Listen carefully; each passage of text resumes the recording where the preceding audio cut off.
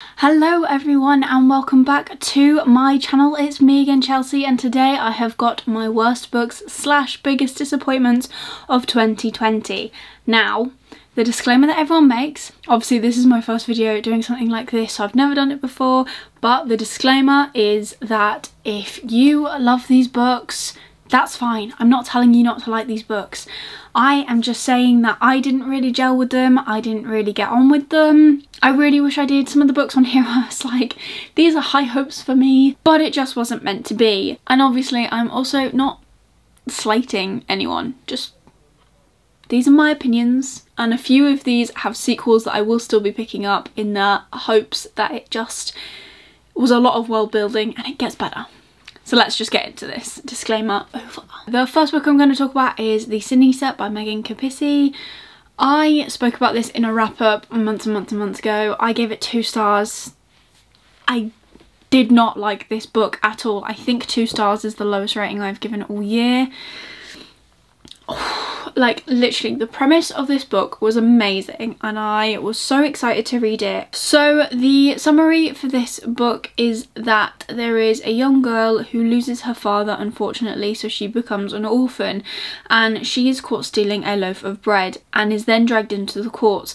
But she recognises the judge and the judge recognises her, and instead of sentencing her to hang, which was what was probably the go-to in those days because it is essentially historical fiction, he sentences her to become a sin eater. Now, a sin eater talks to no one. They only say the rights of people who are dying, and then I think they say something else at the funeral or something, but their whole idea is that they will go to someone who is on their deathbed and they will sit and they will listen to their sins and they will assign a food for every sin. Unfortunately, the person will pass away, they will come to the funeral and they will eat all of those foods. The young girl who all this happens to is called May, and May finds the older sin eater and pretty much becomes her apprentice, much to the older sin eater's like displeasure, shall we say. The story then kicks off when a deer heart appears on the coffin of a royal governess who did not confess the sin that is related to. The older sin eater then refuses to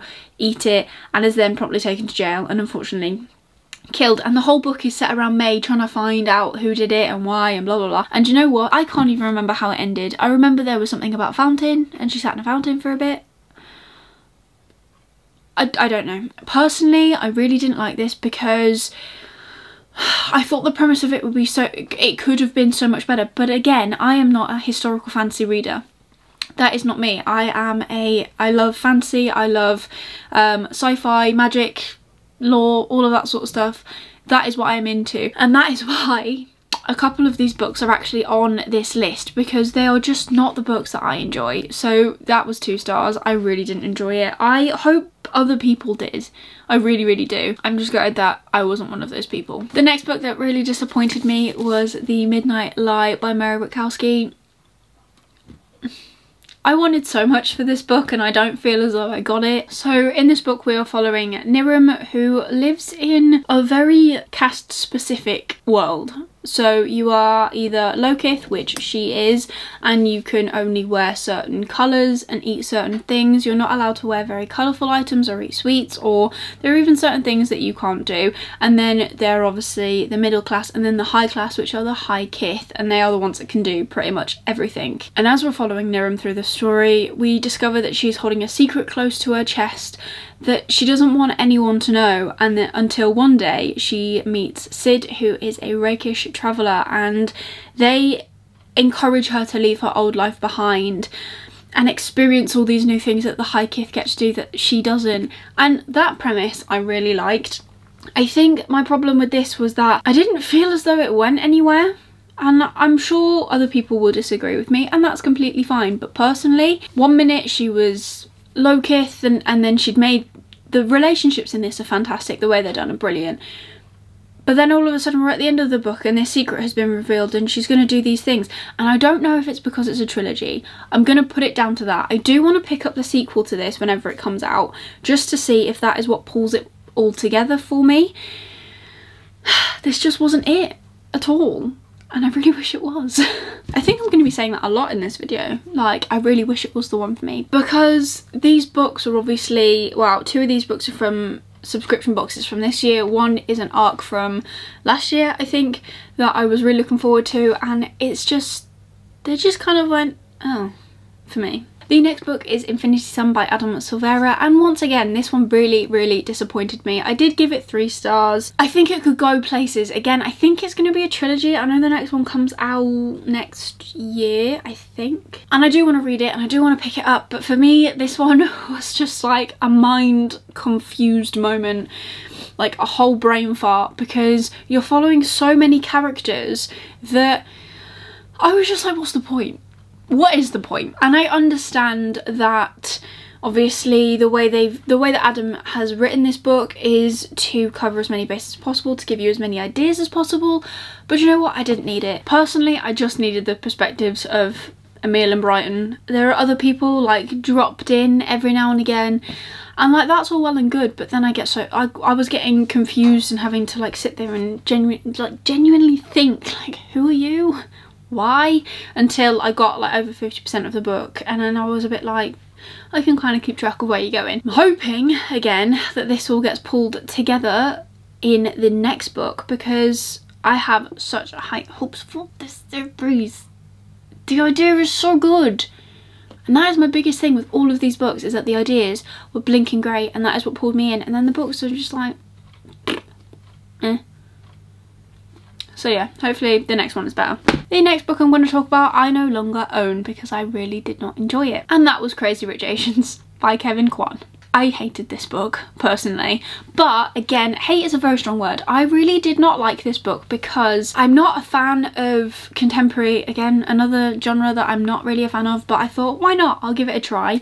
So I tried it, and I had to force myself to finish it, because personally for me, and I know so many people love this book, and that's fantastic, but I cannot lose myself in real world excess. I can't. Throughout this book, I just felt so bad for Rachel, because she is taken to this life where she knows she doesn't fit in, and not only does she know it, they make her feel like she doesn't fit in. None of Nicholas's family make her feel welcome, and I hated that. I hated that whole Mean Girls thing. I was really intrigued by Astrid's chapters. Those I actually did semi-enjoy. Then there was his cousin Eddie, and he was a horrible person.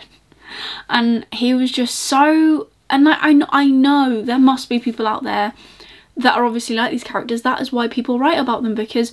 Or they're like an inflated version of that stereotype. And that's fine.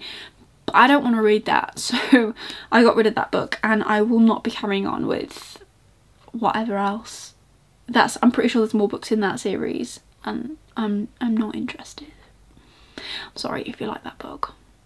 I just did not like that book. The next book that was a disappointment to me was The King's 100 by Karen Briggs. So this was an arc that I read, and I gave it 3 stars because I was disappointed. I didn't hate it, but I didn't love it. In this book we're following Piper Parrish, who is the Princess of Capelon, but she doesn't really fit in because she has emotions, and unfortunately Capelon is a STEM-centered kingdom.